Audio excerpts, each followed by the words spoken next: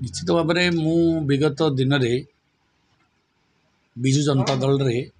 अण कांग्रेस राजनीति आरंभ करी जनता दल रे विजु बाबू आदर्श अनुप्राणित हो राजनैतिक जीवन तैयारी करी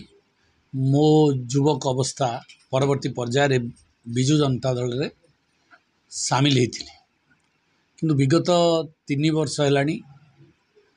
मो कार्यकलाप एवं मोर जी नेता माननीय मुख्यमंत्री नवीन पट्टनायक सहित कौन संपर्क मोर रहा ना ता द्वारा मोर पॉलिटिकल एक्टिविटीज कमीगला वर्तमान जेहेतु मु गोटे राजनीतिक लोक एवं मो देह भी असुस्थ थिला मु सुस्थ होला परे निष्पत्ति नेली जे मु भारतीय जनता पार्टी रे जी भारतर विकसित भारत करने आमर जो नेता यशस्वी प्रधानमंत्री जो संकल्प नहीं एवं विश्वर गुरु भाव में भारत को तैयारी करने जो परिकल्पना ता मते आकृष्ट करेला ता सहित ओडिशार विकास पाई ओडिशा को मध्य आमर प्रधानमंत्री महोदय जने ओडिशार आदिवासी महिला को राष्ट्रपति भाव में पदरे अवस्थापित कले ये ओडिशावासी गौरवर विषय ये मध्य मते गोटे आकृष्ट करथिला परवर्ती पर्यायर दुटी गवर्नर मध्य एवं आर्थिक स्तर रे 18 लाख कोटी ता सहित प्रशासनिक स्तर रे मध्य आम ओडिया लोक बहु स्थान रे एवं तांको कार्यालय रे भी मु सुनिया को पाउची पीके मिश्र महोदय जी ओडिया लोक तांकर दायित्व नहीं तेणुक उपदेष्टा भाव में अच्छा जोटा ओडिया प्रति जो ओडिया जातिर जो अस्मिता कथा कह जाउची तो प्रधानमंत्री से सुजोग देइछन सेटा मते प्रभावित कला एवं गोटे सर्वभारतीय दल रे जेहेतु जनता दल भी गोटे सर्वभारतीय दल थिला सेही भली भाव में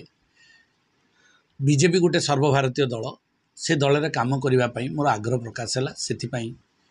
एवं आमर जी खोर्धा जिला एवं भुवनेश्वर पार्लियामेंट सेगमेंट रे श्रीमती अपराजिता षडंगी महोदय तांकर जो भली कार्यकलाप लोकों पाई दिन राति परिश्रम करवा लोकों पाखे पहुँचवा लोकों समस्या को ठीक भाव में उपस्थापन करवा पार्लियामेंट रे एवं चैलेंजिंग मूड रे रही काम करवा रो जो प्रेरणा मते मध्य उत्साहित करिछि तो निश्चित भाव में यही दुई जन कथा परवर्ती पर्यायर आमर भी ओडिशा को धर्मेन्द्र प्रधान महोदय तांकु मध्य गोटे कैबिनेट मंत्री मिली एवं गोटे आदिवासी लोक मंत्री पद मिली एवं आउ जड़े रेलवे मिनिस्टर भी देइछन्ति ओडिशा को जोटा एनडीए सरकार रे उपा सरकार रे मिलु नथिला बहुत एनडीए सरकार हमको सपोर्ट देइछि राजनीतिक क्षेत्र में देइछि जो कथा कहूली प्रशासनिक क्षेत्र में सबु क्षेत्र में सपोर्ट देइछि ये सब कारण ता सहित मध्य मु जा बुझिली राजनीति विजु जनता दल भी ये कथा प्रति सहमति अच्छी एवं सी मध्य समर्थन जन आप जानते रिसेंट ये राज्यसभा को जन को अश्विनी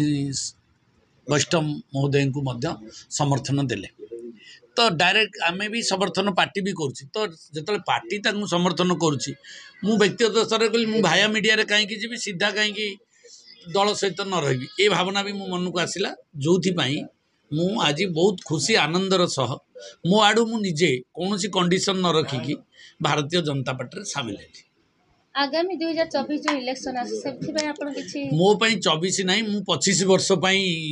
राजनीति करने लक्ष्य नहीं करी भारतीय जनता पार्टी सामिल है 24 मो किसी बड़ कथा नहीं 24 जो दायित्व मत दल दब